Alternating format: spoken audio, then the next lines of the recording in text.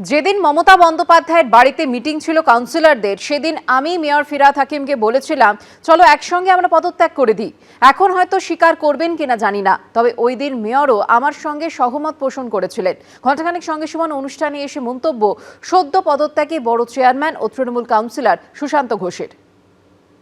আজকে মমতা বন্দ্যোপাধ্যায় একটা কবিতা, দীর্ঘ কবিতা প্রকাশ্যে এনেছেন। তার অনেকে বলছেন যে একেবারে এর প্রত্যক্ষ এই কবিতা লেখার কারণ তোমরা দুজন।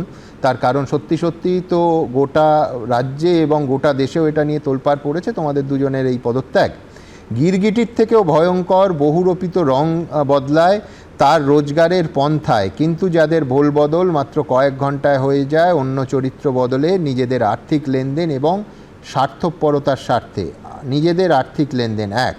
দুই হচ্ছে কত নেবে চরিত্র বদলাতে, চরণতলে কত উৎকচ ধন, আর কত চাও নিজেদের ভোল বদলাতে, ইত্যাদি ইত্যাদি। আমরা কিন্তু তৃণমূল কংগ্রেস থেকে পদত্যাগ করিনি, এখনো আমি তৃণমূল কংগ্রেসের সম্পাদক, রাজ্য সম্পাদক। সেই আইডেন্টিটিটা আমার এখনো নষ্ট হয়নি, দল যদি নষ্ট করে না দেয়। দিদি কেন লিখলেন আমরা বলতে পারবো না, কার কথায় লিখলেন বলতে পারবো না। আমি পদত্যাগ করেছি বড় চেয়ারম্যান হিসাবে, তার মানে কাউন্সিলর বা দল থেকে যে সরে গেছি এটা ভাবার কোনো কারণ নেই। আমি বড় চেয়ারম্যান না থাকা অবস্থায় দল করেছি প্রায় 25 বছর। তো বড় চেয়ারম্যান না থাকা অবস্থায় আরও আগামী দিনে 20 বছর দল করতে পারি, কিন্তু সেই দলেরও তো কথাটা শোনার জায়গা থাকতে হবে। একদম দুম করে কাউকে উৎকোচ নেওয়া ফেওয়া এগুলো জানি না উনি কোত্থেকে পেয়েছেন, কিন্তু মমতাদি ভালো করে জানেন। তো গিরগিটি এসবগুলো ব্যবহার করে বলেছেন, ভালো লাগলো শুনে যে এত বছর 30 বছর প্রায় একসঙ্গে রাজনীতি করেছি, যাকে ভগবানের জায়গায় রেখে রাজনীতি করেছি, তার কাছ থেকে এই পুরস্কারটা হয়তো প্রাপ্য ছিল না, কিন্তু হয়তো এটা আগামী দিনে আমাদের পথ চলতে উৎসাহিত করবে। কিন্তু দায়িত্ব নিয়ে বলতে পারি, অনেয়ার বলছি যে এই প্রোগ্রাম করবার জন্য কেউ আমাদের পরিচিত করেনি। যা সিদ্ধান্ত নিয়েছি নিজের দায়িত্বে নিয়েছি, নিজের বিবেকের কাছে মনে হয়েছে এটা নেওয়া দরকার। 7 দিন 10 দিন ভেবেছি, ভাবার পরে কিন্তু আজকে এই সিদ্ধান্তে এসেছি যে না, মানুষের রায়কে আমায় মেনে নিতে হবে, পদত্যাগ করতে হবে। এবং আজকে হয়তো স্বীকার করবেন না, যেদিনকে মমতা বন্দ্যোপাধ্যায়ের বাড়িতে মিটিং ছিল কাউন্সিলরদের, সেদিনকে আমি দেবাশিস কুমার এবং শুভাশিস চক্রবর্তীর সামনে মেয়র ফিরহাদ হাকিমকে বলেছিলাম চলো আমরা সবাই মিলে পদত্যাগ করি। তিনিও আমার সঙ্গে সহমত পোষণ করেছিলেন। আচ্ছা, তিনি বলেছিলেন যে পদত্যাগ মানে করা উচিত। আমি জানি না উনি স্বীকার করবেন কি। আচ্ছা, জেলা সভানেত্রীর পদ ছাড়ার পর এবার মহিলা তৃণমূল কংগ্রেসের সভানেত্রী, ওয়ার্কিং কমিটির সদস্য পদ সহ দলের সব পদ থেকে ইস্তফা দিলেন কাকলি ঘোষ দস্তিদার। রবিবার পদত্যাগের পর তিনি প্রাতিষ্ঠানিক দুর্নীতির অভিযোগ তুলে সরব হয়েছিলেন। পাল্টা তাঁকেই প্রাতিষ্ঠানিক দুর্নীতির মহারানী বলে আক্রমণ শানালেন কল্যাণ বন্দ্যোপাধ্যায়। প্রাতিষ্ঠানিক দুর্নীতির বিরুদ্ধে সর্বস্তরে নিশ্চয়ই কিছু বলার প্রয়োজন আছে। দিদির সামনে ভালো ছেলে মেয়ে ছেড়ে থাকো না দিদি, আমার কিছু বলার নেই। এখন দিদি হেরেছে, আমরা হেরেছি, পার্টি হেরেছে, এখন অনেকে অনেক কিছু বলবে। ভোটে ভরাডুবির পর তৃণমূলের অবস্থা টলমল। একের পর এক হেভিওয়েট নেতা পদ ছাড়ছেন, ক্ষোভ উগরে দিচ্ছেন। এরই মধ্যে সামনে এসে পড়ল দলের 2 সাংসদের কুন্দল। দুর্নীতি প্রসঙ্গ টেনে চলল কাদা ছোড়াছুড়ি। দলেরই সাংসদের বিরুদ্ধে অশালীন আচরণের অভিযোগ তুলে তৃণমূলের সব পদ ছাড়লেন সাংসদ কাকলি ঘোষ দস্তিদার। ভোটে বিপুল পরাজয়ের পর কালীঘাটের বৈঠকে কাকলি ঘোষ দস্তিদারকে সরিয়ে লোকসভার মুখ্য সচেতকের দায়িত্বে ফেরানো হয় শ্রীরামপুরের সাংসদ কল্যাণ বন্দ্যোপাধ্যায়কে। এরপর কাকলি ঘোষ দস্তিদার সোশ্যাল মিডিয়ায় পোস্ট করেন ৭৬ থেকে পরিচয়, ৮৪ থেকে পথ চলা শুরু। 4 দশকের আনুগত্যের জন্য আজ পুরস্কৃত হলাম। এর ঠিক 10 দিনের মধ্যেই গত রবিবার তৃণমূলের বারাসাত সাংগঠনিক জেলার সভাপতির পদ থেকে ইস্তফা দেন কাকলি ঘোষ দস্তিদার। এই অস্বচ্ছতার বিরুদ্ধে এবং এই বৈভবের বিরুদ্ধে এবং এই যে প্রাতিষ্ঠানিক দুর্নীতির বিরুদ্ধে সর্বস্তরে নিশ্চয়ই কিছু বলার প্রয়োজন আছে। পশ্চিমবাংলায় প্রথম সিন্ডিকেট কথা উঠেছিল রাজারহাট মিউনিসিপ্যালিটিতে, তখন রাজারহাট মিউনিসিপ্যালিটি ছিল বারাসাত পার্লামেন্টারি কনস্টিটুয়েন্সির মধ্যে। সেই সিন্ডিকেট কারা চালিয়েছিল? এই যে 5 লাখ টাকা সবাইকার সামনে নিয়ে এসে তো পুরো ভিডিও তো সারা ভারতবর্ষ দেখেছে। তাহলে এবার শ্রমিক ভট্টাচার্য ঠিক করুক কে ভালো তৃণমূল আর কে খারাপ তৃণমূল। প্রাতিষ্ঠানিক দুর্নীতির মহারানী উনি।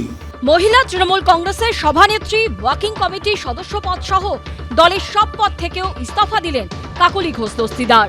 ইদানিংকালে একজন সাংসদ তিনি পুরুষতান্ত্রিক দৃষ্টিভঙ্গি নিয়ে যেভাবে মহিলা সাংসদদের উপরে আক্রমণ করতেন এবং আমাকেও যে কথায় আক্রমণ করেছেন, এই ভাষা অশালীন, অসভ্য, অশিক্ষিত এবং আমি এটা সমীচীন মনে করিনি। এটা মনে পড়াতে আমি এই পথটা যদি নিজেই এই আক্রমণটাকে প্রতিহত করতে অক্ষম হই বা দলীয় নেতৃত্ব অক্ষম হয়, তাহলে পথটা ধরে রাখা মানে হয় না বলে মনে করে এটা ছেড়ে দিলাম। উনি কম খিস্তি দেন? মুখ কি বাপ রে বাপ, এটা মহিলার মুখে এরকম কথা শোনাই যায় না। আমাকে একবার দিদির কাছে লিখিত কমপ্লেন করতে হয়েছিল ওর বিরুদ্ধে। দলের সব পদ থেকে অব্যাহতি চেয়ে বুধবার তৃণমূলের রাজ্য সভাপতি সুব্রত বক্সিকে চিঠি দেন কাকলি ঘোষ দস্তিদার।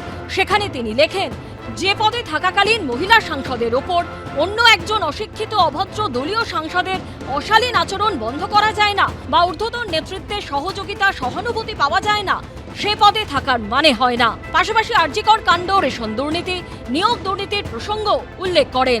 কৃষ্ণেন্দু অধিকারী ও বিজেন্দ্র সিংহের রিপোর্ট, এবিপি আনন্দ। ভোট ভূমিকম্পে ভেঙে পড়েছে তৃণমূলের দুর্গ। দলের ভেতর থেকে বেরিয়ে আসছে জমে থাকা ক্ষোভ। এবার সরব হলেন তৃণমূল নেতা ও কাঁথি পুরসভার প্রাক্তন চেয়ারম্যান সুপ্রকাশ গিরি। একসময় পদে পদে যে শুভেন্দু অধিকারীর বিরোধিতা করতেন, এখন তারই প্রশংসায় পঞ্চমুখ হয়ে তিনি বলেছেন, আজকে তিনি বাংলার মুখ্যমন্ত্রী, আমাদের জেলার সন্তান। এটা নিশ্চিতভাবে আমাদের কাছে অত্যন্ত আনন্দের বিষয়। এদিন তাৎপর্যপূর্ণভাবে মন্তব্য করেছেন প্রাক্তন মন্ত্রী ইন্দ্রনীল সেনও। শুভেন্দু অধিকারী যে সাহসী সিদ্ধান্ত নিয়েছিলেন, দল ছেড়েছিলেন। পূর্ব মেদিনীপুরের রাজনীতিতে অধিকারী ভার্সেস গিরি পরিবারের সংঘাত আজকের নয়, বারে বারে দ্বন্দ্বে জড়িয়েছে তারা।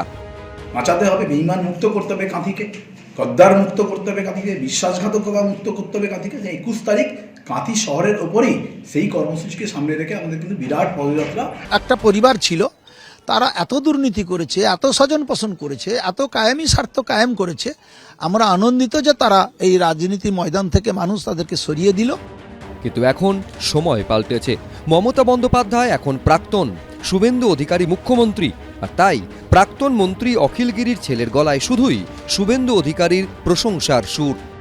আজকে তিনি বাংলার মুখ্যমন্ত্রী, আমাদের জেলার সন্তান, জেলার গর্ব হয়েছেন। দীর্ঘদিন পরে পশ্চিমবাংলার বুকে জেলা থেকে কেউ মুখ্যমন্ত্রী হয়েছেন এবং সেটা আমাদের নিজের জেলা। এটা আমাদের কাছে অত্যন্ত নিশ্চিতভাবে আনন্দের বিষয়। তিনি যেদিনকে যদি ধন্যবাদ না জানিয়ে আইপ্যাকের সঙ্গে সমঝোতা করে নিতেন, তাহলে আজকে বাংলার মুখ্যমন্ত্রী হতে হতো না। তাই আজকে এই সিদ্ধান্ত তার সাহসী সিদ্ধান্ত। দিন বদলাতে দিদির ছায়া সঙ্গীতের গলাতেও এখন ভোট থেকে দূরত্বের কথা।